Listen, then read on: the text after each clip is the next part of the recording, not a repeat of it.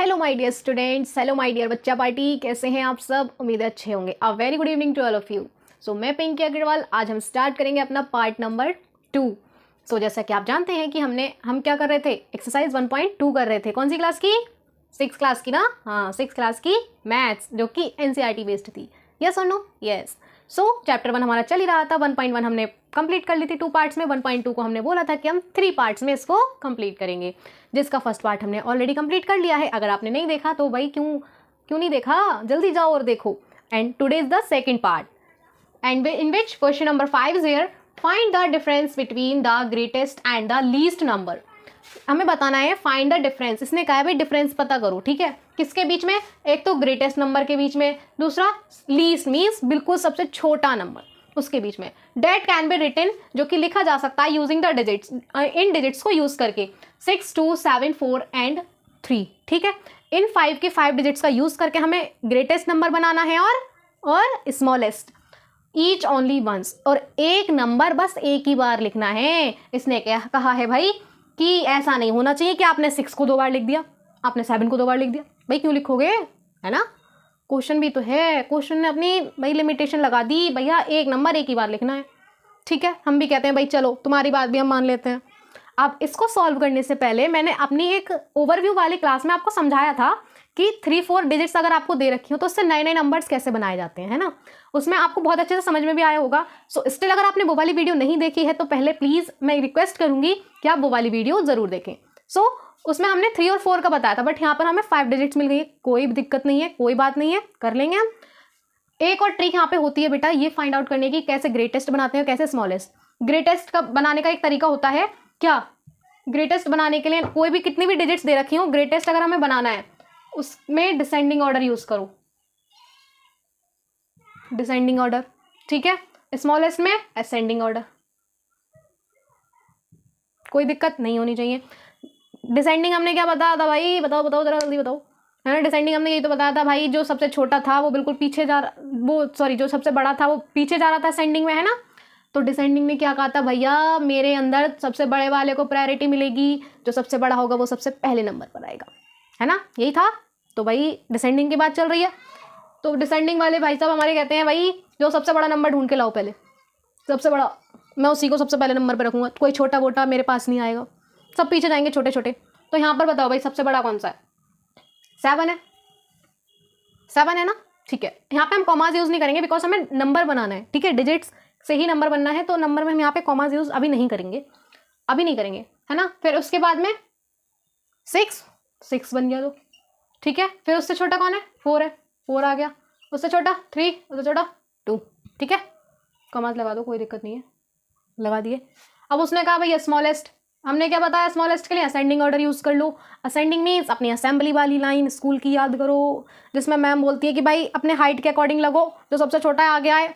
तो इसमें जो सबसे छोटा है वो आगे आए, कौन है? 2 है ना, 2, फिर 3, फिर 4, 6 एंड 7। कोई दिक्कत नहीं है। अब हमें क्या पता करना है? Difference between the greatest, it means इसमें से और इन दोनों का डिफरेंस हमें पता करना है।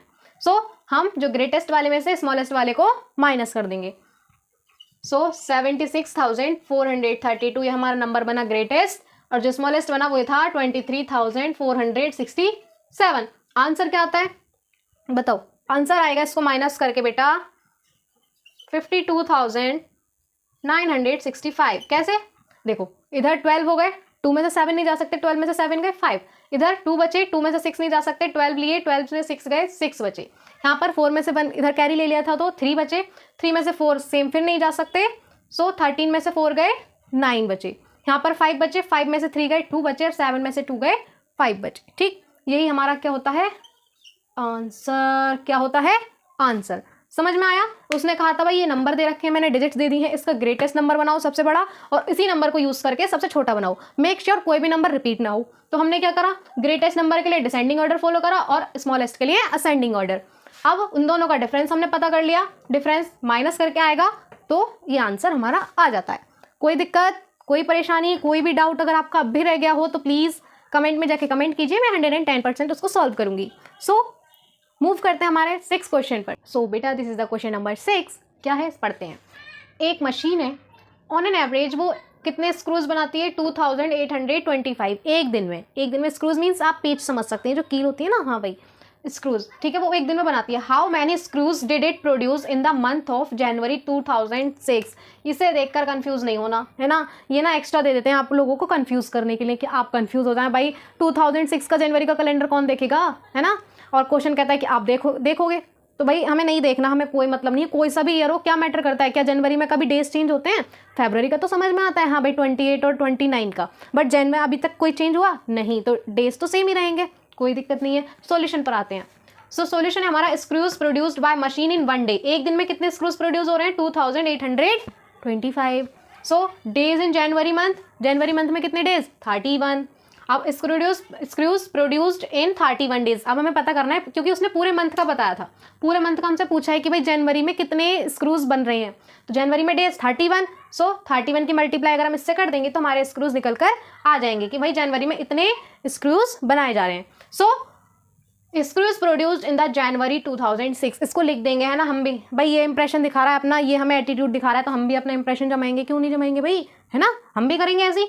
लिखो, हमने भी लिख दिया कि भाई देखो जनवरी के 2006 के जनवरी मंथ में स्क्रूज प्रोड्यूस हुए 87,575।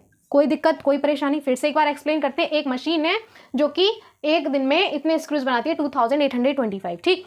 अब उसने पूछा है 2006 में जनवरी के एक मंथ में कितने उसने स्क्रूज बनाए होंगे। So screws produced by machine in one day, एक दिन में इतने स्क्रूज बनाए। जनवरी मंथ में कितने days? 31 days. So screws produced in 31 days. 31 में कितने बने? 87,575 screws. So screws produced in January 2006, हम भी लिखेंगे, कोई दिक्कत नहीं है, 87,575। कोई दिक्कत, कोई परेशानी होनी नहीं चाहिए, है ना। आई होप अच्छे से समझ में आ गया होगा क्वेश्चन। स्टिल अगर कोई भी डाउट रह जाता है तो भाई कमेंट बॉक्स आपके लिए ही है। So let's move on the question number 7। सो बेटा this is the 7th question. What is it? पढ़ते हैं इसको। अ मर्चेंट हैड रुपीज, एक मर्चेंट है बेटा, उनके पास रुपीज है 78,592, ठीक है। विद हर, ये ना लेडीज हैं, ठीक है, एक लेडी है, उनके पास इतने रुपए हैं। और सी प्लेस्ड एन ऑर्डर, वो एक ऑर्डर प्लेस करती हैं, जैसे आप करते हैं ना जोमेटो पे, है ना, पिज्ज़ा मंगा लिया, बर्गर मंगा लिया, सैंडविच मंगा ली, भाई आज तो चाउमीन खाने का मन है, चाउमीन मंगाएंगे। सेम ऐसे भैया ये थोड़ी है ना बिजनेस वाली गर्ल है, लेडी हैं, तो उन्होंने क्या किया भाई, एक क्या, C placed an order for purchasing 40 radio set. कितने भाई? 40 मंगाए, है ना भाई, ज़्यादा अमीर हैं, ज़्यादा रिच हैं, तो उन्होंने 40 रेडियो सेट्स मंगाए। और एक रेडियो सेट की कॉस्ट थी, एक रेडियो की कॉस्ट थी 1200। So how much money will remain? अब उसने कहा है इनके पास इतने रुपए थे, जबकि इन्होंने 40 रेडियो सेट मंगाए, एक रेडियो की कॉस्ट थी इतनी, अब उनके पास टोटल कितने रुपीज़ रह गए। सो सपोज करिए एक पिज़्ज़ा की कॉस्ट है 200 रुपीज़, ठीक है, पिज़्ज़ा की कॉस्ट 200 रुपीज़, आपके पास है 300 रुपीज़, आपने पिज़्ज़ा मंगाया, ठीक है।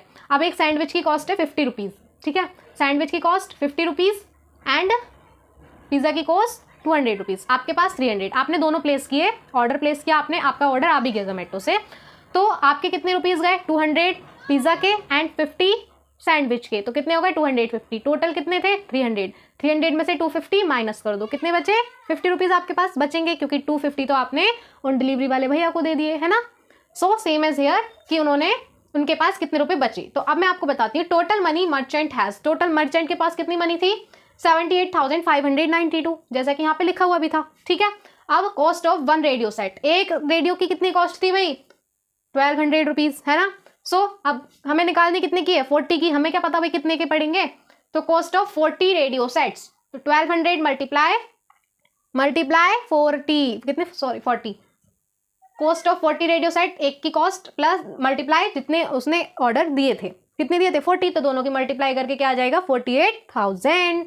कितना आ जाएगा? 48,000। अब इतनी तो हो गई भाई रेडियो की कॉस्ट, 40 रेडियो की कॉस्ट कितनी हो गई? 48,000। अब हमें बताना उसके पास कितनी मनी बची। नाउ द मनी लेफ्ट, क्योंकि इतने तो उसने समझ लो डिलीवरी वाले भैया को दे दिए, क्योंकि उसने 40 रेडियो सेट ला के दिए, तो उसने इतने रुपीज़ डिलीवरी वाले भैया को दे दिए। 48,000 रुपीज़ थे उसके पास, 78,592। अब उसके पास कितने रुपीज़ बचते हैं? Now the money left with her 78,592, इतने रुपीज़ उसके पास थे, इतने रुपीज़ उसने दे दिए, तो अब इसमें से कितने रुपीज़ बचेंगे? वो बचेंगे बेटा 30,592, 30,592, यही हमारा आंसर हो जाएगा, ठीक है। समझ में आया? मर्चेंट के पास इतने रुपीज़ थे, एक रेडियो उसने 40 रेडियो सेट ऑर्डर किए, जबकि एक की कॉस्ट थी 1200, ठीक है। अब उसके पास कितने रुपीज़ बचे, तो टोटल मनी इतनी, 1 रेडियो की कॉस्ट इतनी, 40 रेडियो की कॉस्ट इतनी। अब उसके पास कितनी मनी बची, 30,592 रुपीज़ उसके पास बचे।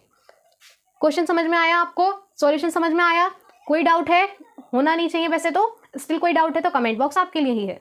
सो आई होप आपको बहुत अच्छे से समझ में भी आया होगा। Now let's move on the question number 8। So this is the question number 8 here and also this is the last question of our part number 2। So what is the question, let's read it. A student multiplied 7,236 by 65 instead of multiplying by 56। अरे ये तो आपकी बात हो रही है भाई, कि आप लोग क्या करते हो, जैसे इनने भी ऐसे ही किया जैसे आप लोग करते हो एग्जाम में, क्वेश्चन कुछ और दे रखा होता है, करके कुछ और आ जाते हो, है ना, गलत करके आ जाते हो। मुझे पता है बेटा, मैं खुद एक टीचर हूँ, मुझे पता है बच्चे क्या क्या करते हैं। सो उसने क्या किया बेटा, एक बच्चा है, उसने 7,236 की मल्टीप्लाई 65 से कर दी, जबकि करनी थी 56 से, है ना। क्वेश्चन में था कि भैया इस नंबर की मल्टीप्लाई 56 से करो। अब वो कह रहा मुझे 56 से तो नहीं आती, मैं 65 से कर दूँ, है ना। तो उसने अपने सोच के कि हाँ भाई मैम तो नंबर दे ही देंगी, उसने 65 से कर दी। अब आगे कहता है by how much was is answer. अच्छा ये बताइए 65 बड़ा है या 56? ऑब्वियसली 65 बड़ा है, तो 65 से ही अगर हम मल्टीप्लाई करेंगे तो ऑब्वियसली नंबर भी बड़ा ही आएगा, जबकि 56 से करेंगे तो नंबर तो उससे थोड़ा कम आएगा, है ना। सो अब उसने कहा है कि उसका जो आंसर है वो करेक्ट आंसर से कितना ज़्यादा आया, करेक्ट आंसर से कितना ज़्यादा आया। ठीक है, पढ़ते हैं इसको सॉल्यूशन भी। बेटा मैंने इसलिए यहाँ पे इसलिए लिखे हुए हैं ताकि वीडियो लेंथी ना हो जाए, है ना। समझ एक्सप्लेन मैं अच्छे से कर रही हूँ, कोई दिक्कत नहीं है। स्टिल अगर कोई भी डाउट रह जाता है तो मैंने आपसे कहा है कि कमेंट बॉक्स आपके लिए ही है, आप डाउट पूछिए वहाँ पे, ठीक है। So solution is here. After multiplied the number 7,236 by 65 instead of 56। जब उसने इस नंबर की मल्टीप्लाई 65 से कर दी 56 की जगह, तब क्या क्या होता है देखो भाई, जब गलत नंबर से मल्टीप्लाई करेंगे तो आंसर भी गलत ही आएगा, है ना।